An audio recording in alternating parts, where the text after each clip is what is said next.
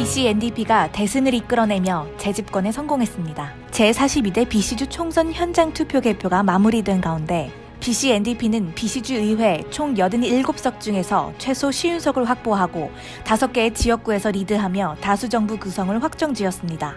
당락이 확정되지 않은 9곳의 지역구는 약 열흘 뒤 공개될 우편투표와 사전투표 개표 결과에 따라 정해질 예정입니다.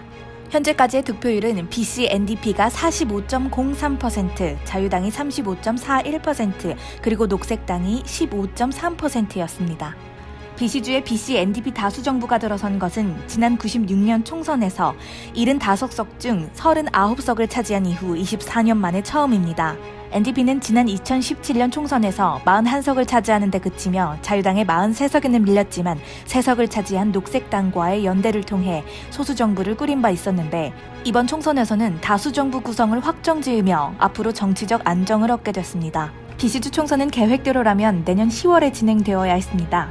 그러나 BC&DP를 이끌고 있는 존 호건 BC주 수상이 팬데믹 상황에서 주살림을 안정적으로 끌기 위해서는 총선을 일찍 치를 필요가 있다고 선언하며 총선은 올해 10월 24일로 앞당겨지게 됐습니다. 조기 총선 발표 당시 팬데믹 위기를 안정적으로 이끌고 있다는 평가를 받으며 높은 지지율을 기록하던 BC&DP는 야당으로부터 주민의 안전보다는 정치를 택했다는 비판을 받는 등 역풍이 예상되기도 했습니다.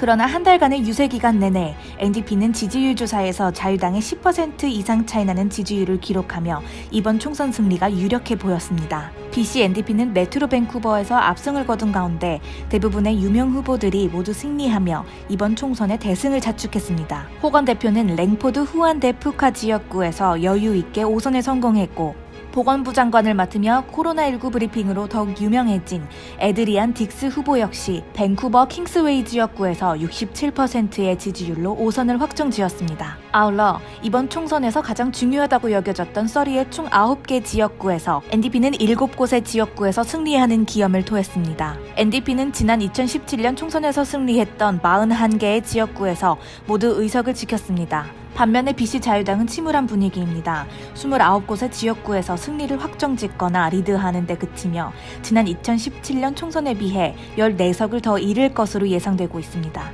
특히 전통적인 자유당의 텃밭이었던 랭리 지역구에서 5선을 노리던 메리 폴락 후보가 NDP의 앤드류 머셔 후보에게 패배하며 랭리 지역구 역사상 최초로 NDP 후보가 승리를 거두는 이변이 일어났습니다. 자유당은 지난 총선 4곳의 지역구에서 모두 승리를 거뒀던 리치몬드에서도 한 곳의 지역구에서만 승리하는 데 그쳤으며 칠레왁에서도 역사상 처음으로 당선에 실패했습니다.